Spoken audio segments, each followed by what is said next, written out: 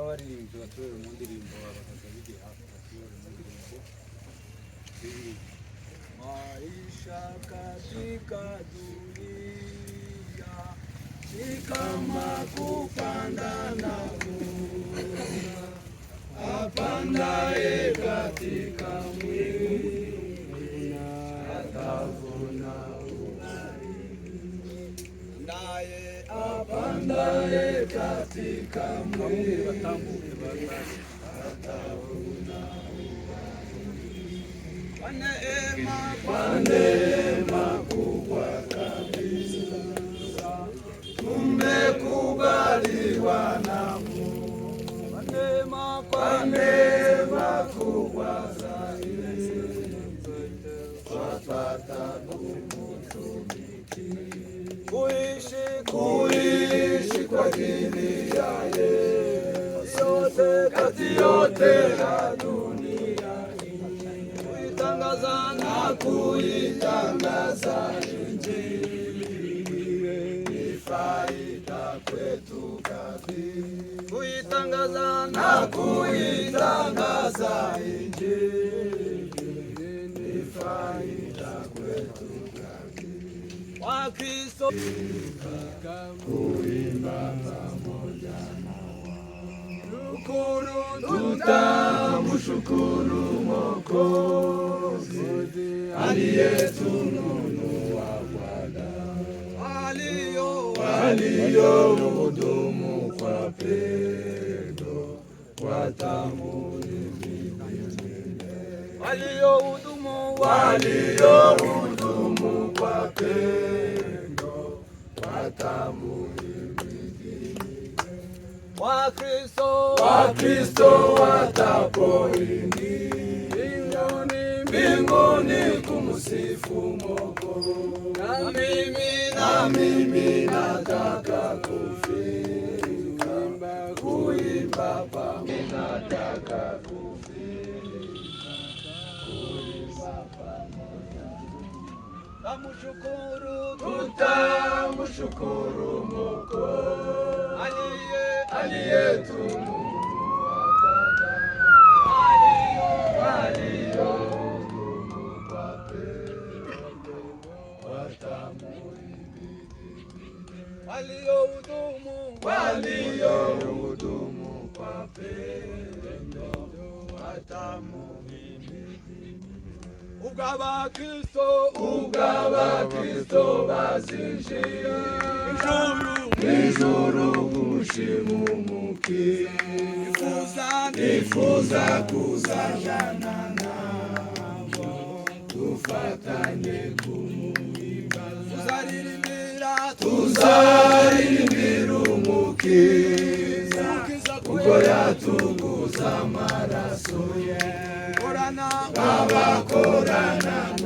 ibuke rwose nibura amajyamo kandi ibyishimo byako bigashira kamudahiruka tuguma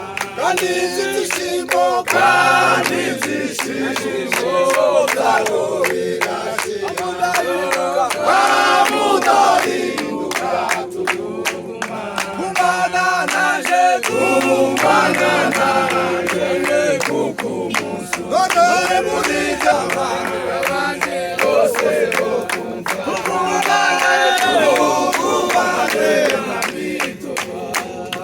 imura abandi bose bokumva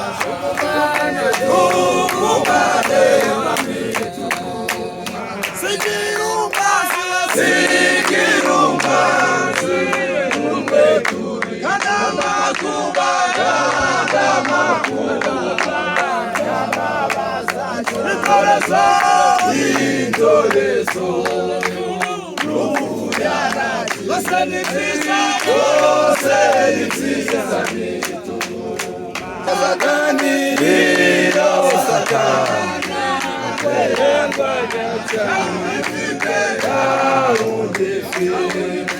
ubasha kuntabara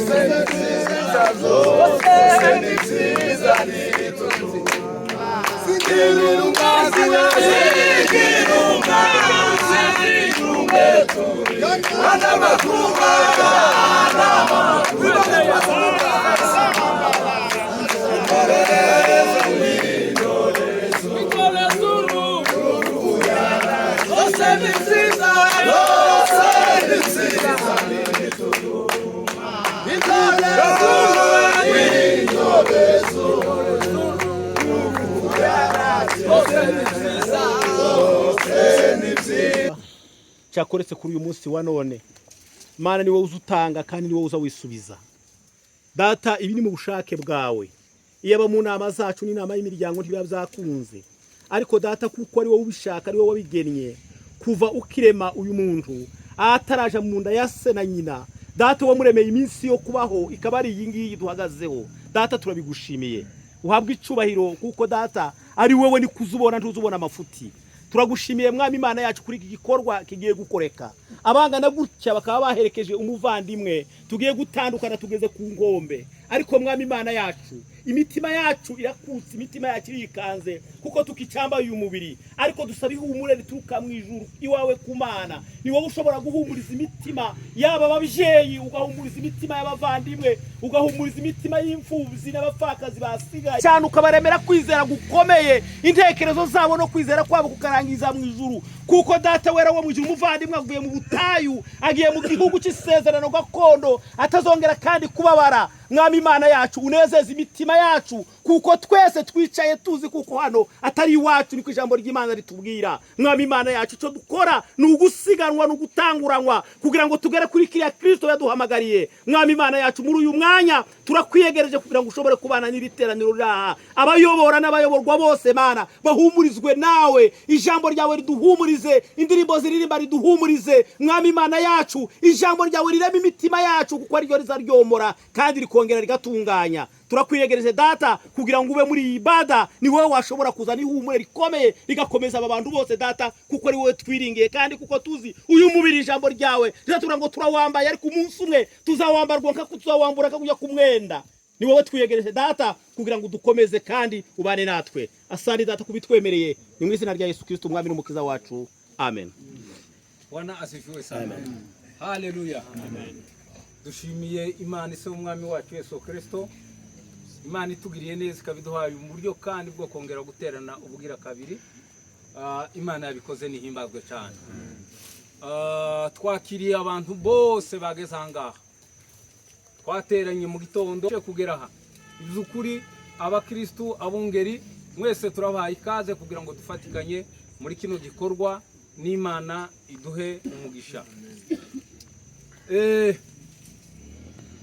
Yobu yabivuze neza cyane, yaravuze ngo kuko iminsi ye yategetswe nawe Mana, ngo kandi ukamushiriraho urugabano atabasha kurenga naho yabigenza gute. Iminsi Imana yageneye uyu mwana wacu Nyiraziraje yari iyi ngiyi, ntaco twokora ntaco twogira kugira ngo abashe kurenga iyi minsi Imana yamugeneye. Iyi niyo minsi Imana yamugeneye, nico gituma duteranye ahangaha kugira ngo tubashe kumuherekeza. Amen. Amen. Umuririmbyi yagiye kuririmba aravuga ngo umunsi wawe nugera, ngo ana n'imirimo yiwe yakoze. Reka dusome ijambo ry'Imana.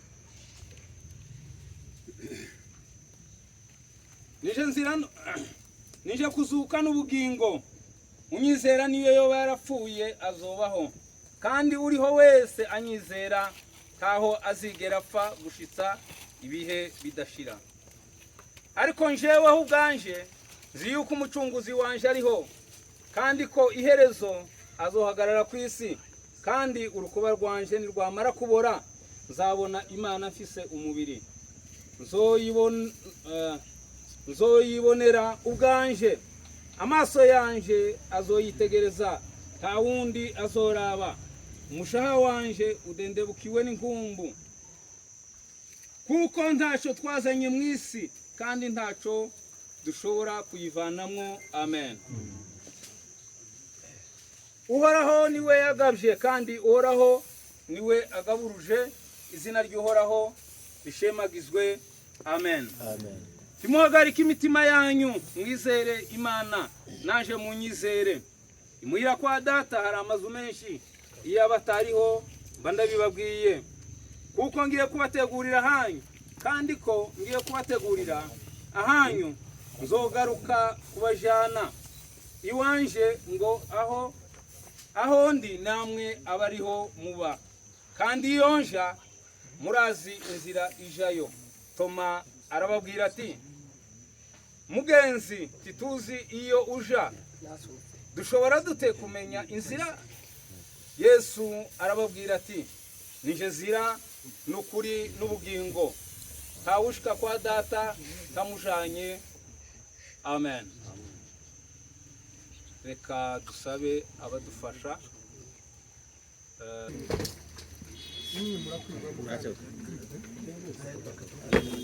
Babiri haruguru abandi babiri hepfo. Babiri haruguru babiri hepfo. Ari hepfo ni ashaka abo bino tubaheze. Subira. Mwasinge kuyabanza yuruke. Ndashikeka. Mufate neza. Kuri uwo musaraba pastor.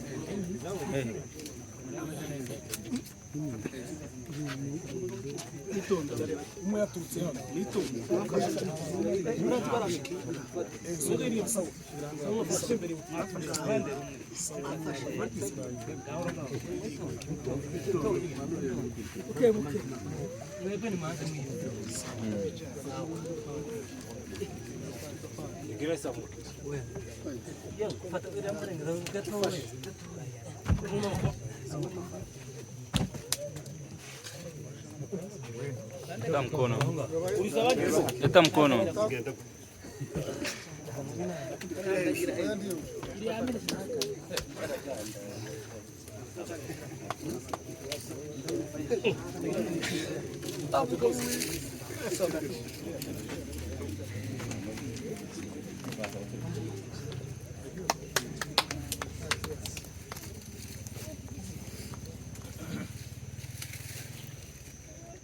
kuko Imana ishobora byose kubw'imigabo y'ubwenge bwayo yakuye mwene data umwana wacu Nyaziraje Joli muri iyi si, nico gitumye dushira umubiri uwapfuye mu ivu.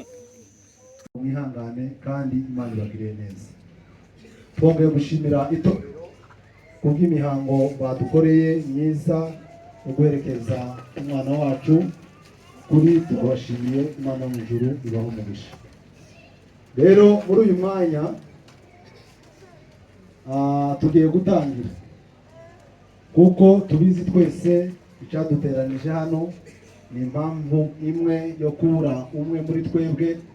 Nta rundi rubanza rwatuzanye, nta waje kwishyuza ideni hano, ni uguhumuriza umuryango wasizwe. Rero tutaragira icyo tuvuga, reka dusabe Pastor Paratro atambuka hano imbere abasha kutubwira uwo ari we mu mwirondoro mugufi, kugira ngo tumenye uwo twaje kunamira. Hari abantu bamuzi. Murakoze mwesha amajambo, mugerageza muzamure mikorofone kugira ngo n'abantu bari kure babashe kumva. Hariho n'umuyaga mwinshi. Bwagiriza ku itariki 26 z'ukwezi kwa munani 2025, umwirondoro wa nyakwigendera. Nyakwigendera yitwaga Nyaziraje Joli wo mu muryango w'abagunga mu nzu y'abadinzi. Ise yitwaga Representa Sebaragirwa, nyina yitwa Nyirabirori Nyirandorimana. Nyakwigendera yavukiye mu Minembwe mu Biziba ku itariki ya mbere y'ukwezi kwa mbere 2027. Murakoze kumusora. Ku itariki ya mbere z'ukwezi kwa mbere umwaka wa 2027. Nanone yaje kugira amahirwe yo kubaka, yubakana n'uwitwa Kanika Mushambi wo mu muryango w'abapfizi ku itariki 15 z'ukwezi kwa 9 2024 mu Bwagiriza. Ubuzima busanzwe. Nyakwigendera yize amashuri abanza kuri Ecole EP Bwagiriza, arongera yiga amashuri yisumbuye imyaka 2 kuri Institut Bwagiriza. Na mu Bwagiriza yagiye abikorera zose. Ubuzima bwa gikristo. Nyakwigendera yabatirijwe mu itorero rya Methodiste Libre ku itariki 10 z'ukwezi kwa 5 mu mwaka wa 2024. Akongera akaba n'umuririmbyi. Yari azi kubikora neza kandi yaritondaga, agatanga n'amaturo yiwe neza, yarangwaga n'ubwitonzi bwinshi. Intandaro y'urupfu rwe. Nyakwigendera yararwaye, arwara ataka umutwe, nanone aragerageza aratonda hariya ku bitaro hakurya baramuvura bizagira icyo bitanga, biba ngombwa ko aja mu Ruyigi, umuryango uramujana aragenda no kwivuza ku giti cyabo, nanone baragerageza baravura uko bari bashoboye, kubera ko abaganga batogarura umunsi.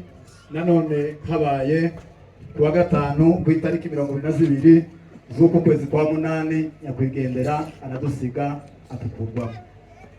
Nuko niko yarwaye, ni ukuvuga ngo yarwaye igihe kigufi cyane, Imana iramusarura iramujana.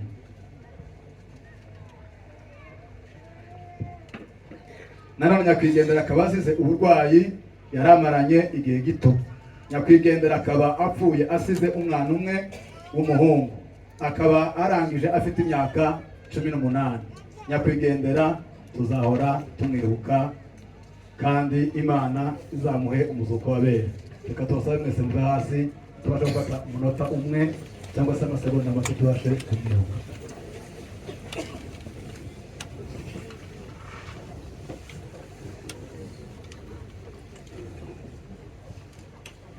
Murakoze, nakongera mukazagira nanone karibu umuruho agakenyuka. Murongo wa 7. Erega haracyariho ibyiringiro yuko igiti gitemwe, yuko igiti iyo gitemwe cyongera kigashibuka kandi kikaja kigira amashami y'ibitontome. Amen.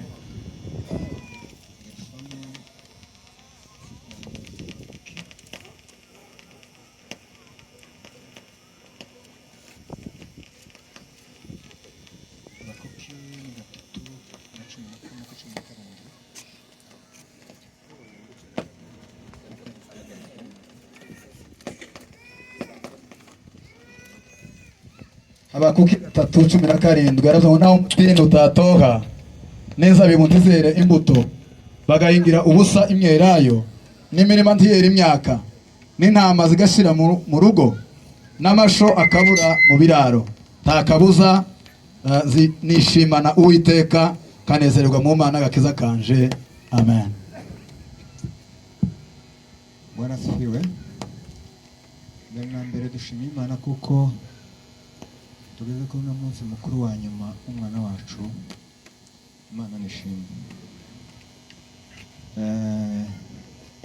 Ni ukuvuga ngo amashimwe y'Imana tuyarangirije aho ngaho ibyo yakoze yabonye ko bibereye niyo mbyibahirije. Twebwe abana b'abantu uko siko twabyiyumviraga, kandi icyo ikoze nico kiba kibereye. Ibitekerezo by'abantu twatekereje byinshi.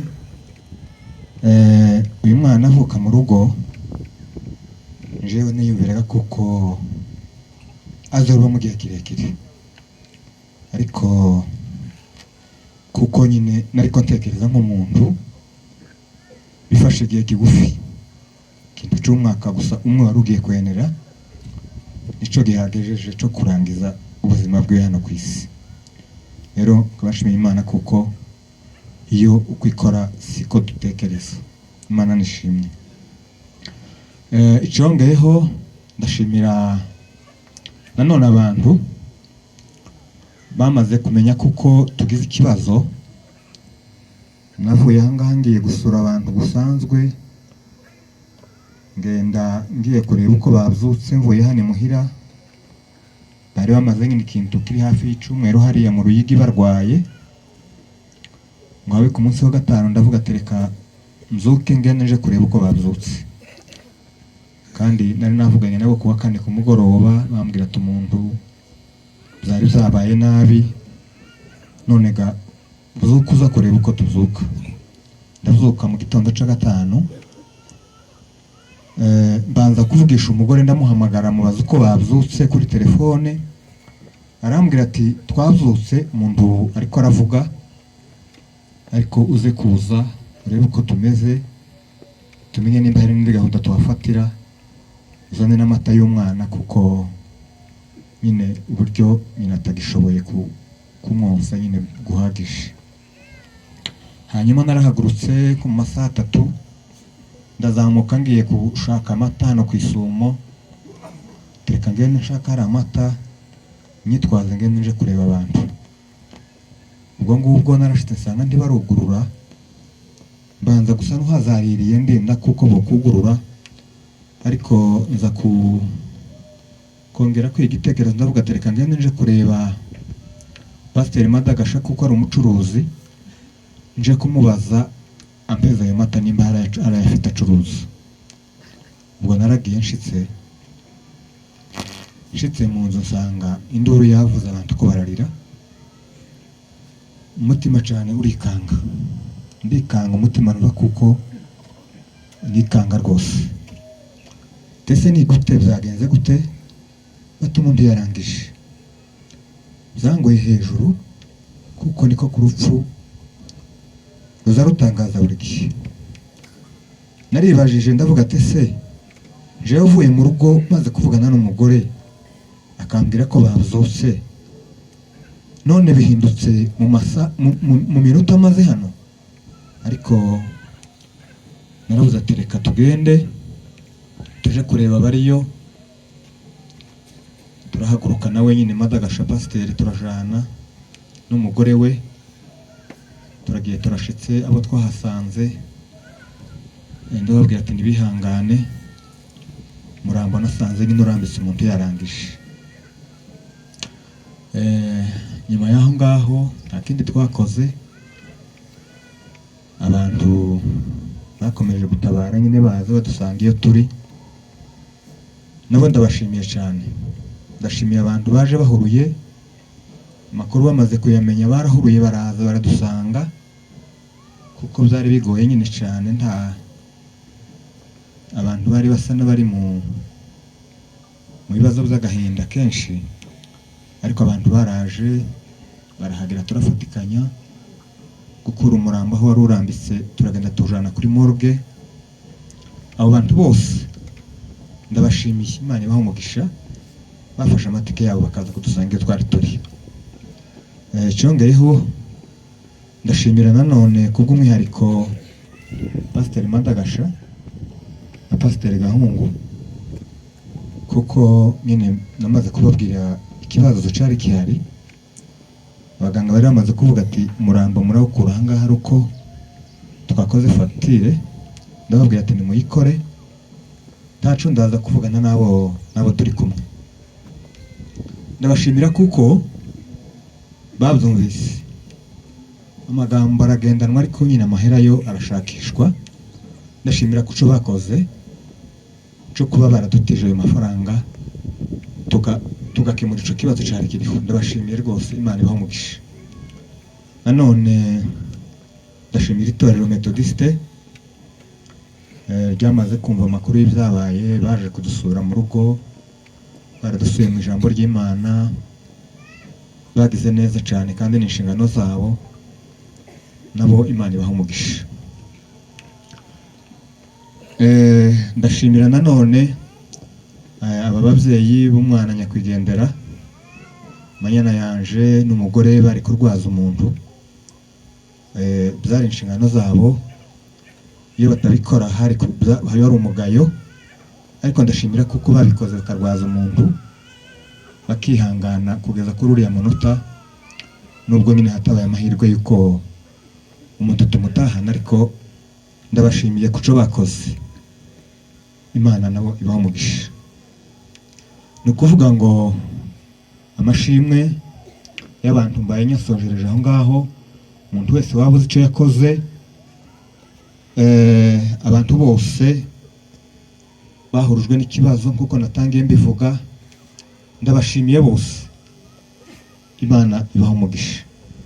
Ndashimira umuryango wacu wagize icyo ukoze muri ibi byose biha bikorwa. Umuryango ni ikintu. Dushimira Imana ko wakorana umunsi mukuru w'umwana wacu, kuvuga ngo Yesu ashimwe biragoye, ariko ntakundi. Imana ishimwa niyo nyiri byose. nshimiye Imana kuba turi ku munsi mukuru wa Nyaziraje. Sinari nzi ko noba ku munsi mukuru wiwe, nari nzi ko ari wowe uzoba ku wanje. Ariko abantu bose baje kudufata ku mugongo. Nshimiye guhera ku ikanisa ryacu. Nshimiye guhera ku bantu bose nahamagaye baranitaba. Nshimiye abantu bose bageze mu Ruyigi kuri wa munsi. Nshimiye umuntu wese wagize icyo akora ku rugo rwacu kugeza kuri uno munsi, abari kure n'abari hagufi. Nshimiye famiye yacu. Nshimiye abantu bose. Ahantu hazagora zo watekereje si byo uvuga, ariko nta menshi dufite. Umwana yaragwaye, amara kugwara ndamujana ku bitaro. Mama we barahansanga, turafatikanya tugwaza umwana tugera za Ruyigi, ahata ku mutwe gusa. Turagenda iminsi twahabaye, umwana apfa na 5, turataha. Imana iyo yari ibizi, twe twari tubizi, twari tuzi ko tuzotahana umwana wacu, ariko Imana yari ibizi. Ariko kubana na Nyaziraje iminsi twabanye nawe, nagaza numva amajambo avuga nkumva njewe nk'aho ari umugeni, kandi nayumvishije yabyaye. Kuko mu kanwa kiwe ikintu cyose n'imbabarira, ugashaka icyo wamukoreye ukakibura. Hari umwana wambwiye muri abana banje ngo se gituma uyu muntu azagomba kuvuga ngo mbabarira, kandi ikintu na kimwe umuntu yamukoreye ntacu uhabona, ngo ariko iri jambo riteye ubwoba. Namagoma nditekereza umwana agware nkamagoma agatekereza umwana azagomba gusaba imbabazi. Tukiri hakurya arabivuga buke, wone mbari cyo namubonye nzomubabarira, ndaguma ndamutesha ntaye ntaco. Reka ayo majambo twari kumwe na nyirakuru, mama we yari asimbiye muhira, namuramukazi we twari kumwe, tugomba kumubwira ngo nahera. Ariko indwara yiwe apfa hata ku mutwe, nta handi hantu yatatse habe na hamwe, nta handi hantu yageze avuga.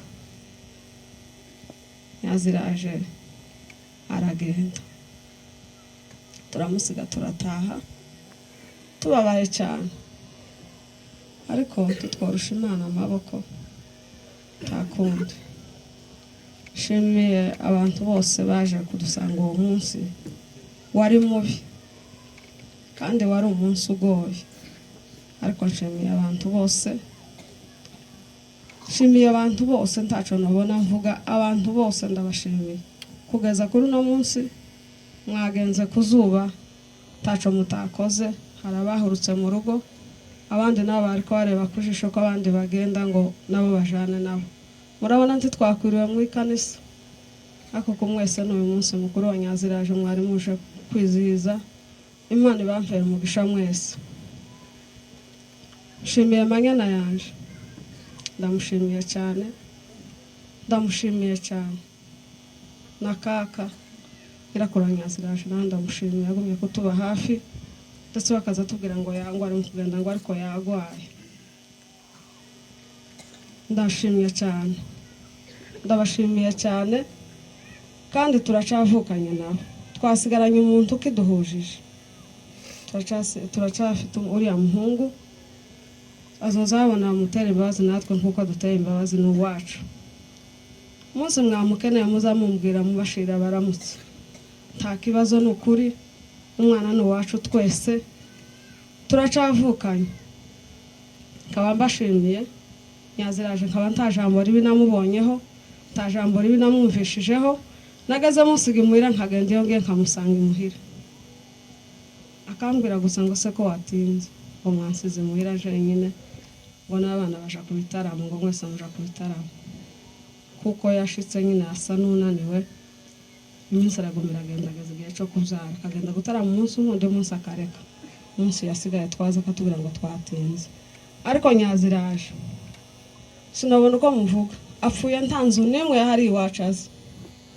Nagaze ambwira ngo naje kurahura akanga, ngo yaye uzongurira ikibiriti uje sinza mbishobora.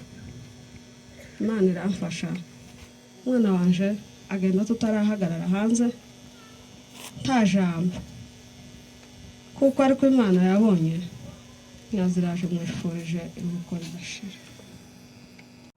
mbere na mbere mbaje gushimira kuko tugeze kuri uyu munsi wa madamu Nyaziraje akaba agiye mu ijuru, kandi aho avuye niho habi kandi ahagiye niho heza. Kaba nshimira ikanisa ryacu ryatwegereye riratwihanganisha, kandi nanjye mbasha kwihangana cyane. Nyaziraje sinabona uko nababwira kandi kindabona uko mbivuga, kandi biha sinzi uko nababwira kindabona kuko hahindutse ikintu kinini. Nubwira mvuge nuko manirirwa mvuga mpaka birikarenga. Sinzi uko nababwira. Nshimiye abantu bose batwegereye muri quartier, bimaze kuba baraza baratwegera baradufata ku mugongo. Je nabire nkabubona kuko bitaraba, kuko nari ntaramwegera uje kureba hari mu gihe yagwara. Kaba nshimira nagipanga cyane niyo twakomeje kugendana cyane, kuko naramubwira ati tuje kureba Nyaziraje, nti yahita ambwira ati nubwo yaba ari Bujumbura yahita azamuka. Namubwira Nyaziraje yagwara Nyenkanda tukagenda, namubwira yagwara Yanga tukagenda, ariko nawe mbaje kumwihanganisha akomere cyane. Yadusiga imbuto tutazobasha kumwibagirwa. Uko iyo ni imbuto yadusigiye ntazobasha kwibagirwa. Aho ntuzo hose nzogenda nzoza mvuga ko kuri ari we Nyaziraje gusa. Aho nzogenda nimba ari Bujumbura nimba ari hanze situbizi, Imana nibizi. Hanyuma mbashe kwihanganisha ababyeyi banje barimo n'umukecuru Nyaziraje, nyina Nyaziraje ndamwihanganisha cyane, umukomere. N'ababofu banje umukomere cyane cyane, umukomere. Je narakomeye umunsi ndamuvugaho gatoya kugira ntange mikrofone kuko amasaha yagiye. Navuye hari ku munsi wa gatatu, mama arantelefona arambwira ati muzonzana amata y'umwana. Ndamubwira nta faranga mfite, ikagira mbaze kuva ndebe nimba ari amafaranga afite tugurire umwana amata. Mama ahita mbwira papa, mama yansabye amafaranga ariko nje ntayo mfite. Ndamubwira ati Nyaziraje ukuntu ameze kuko nje nanagiye kumureba uherutse, mbonye yuko atari umuntu wo kugaruka hano, kuko hano tumaze kubura ibitaro, kuko dusiga tuja no kwigurira gusa imiti. Ndamubwira mbwira papa, ndamubwira ati uriya muntu si wo kugaruka hano no kuja i Bujumbura, nk'uko ikintu yagonye gutaka ni umutwe gusa yagonye gutaka. Tugura imiti biranga, nduwampamagara abaganga baraza baramureba ngo ni igitenga, abandi baravuga ngo ni ikirato.